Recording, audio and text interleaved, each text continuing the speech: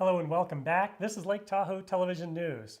The U.S. Forest Service produced a revised forest management plan for the Lake Tahoe Basin back in 2012. The 663-page document laid out land use policies covering everything from preventing invasive species in the lake to how ski areas can further develop recreational uses. The public had a 60-day period to comment on the plan, and as a result, the Forest Service received a number of objections from major players in the Tahoe Basin.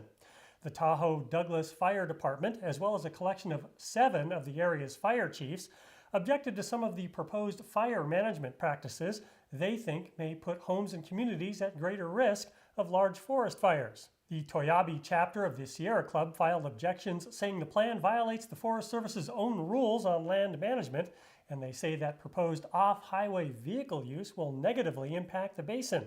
Heavenly Ski Resort filed a letter objecting to the forest plan, saying it impedes on its current rights on the use of its terrain inside the ski area boundaries. Some of the criticisms of the plan were quite extensive.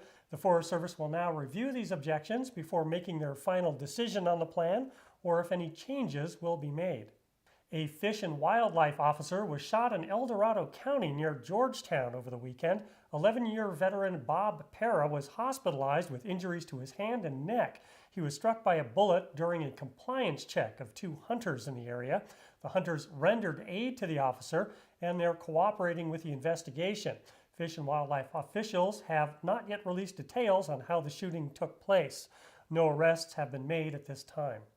366 homes in Myers, Meeks Bay, Fallen Leaf Lake, and South Lake Tahoe are eligible to have their fire-prone woodshake roofs replaced under a FEMA grant program.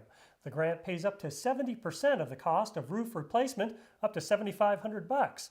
Homeowners that submitted applications had to show they had defensible space around their property to qualify. Dave Klecker was the first homeowner to receive a new roof. Here are before and after photos of his roof. His new roof is made of fire-resistant composite shingles. If you missed out on this opportunity, it may be too late though. The application period is now closed. Last month, the Placer County Sheriff's Office arrested a man when he tried to meet who he thought would be a 13-year-old boy for sex after an online chat.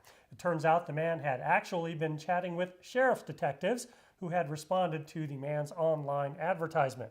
The Sheriff's Department says parents may want to consider buying software that will allow them to track their kids' use of the internet. The Lake Tahoe area is not immune to computer-using predators.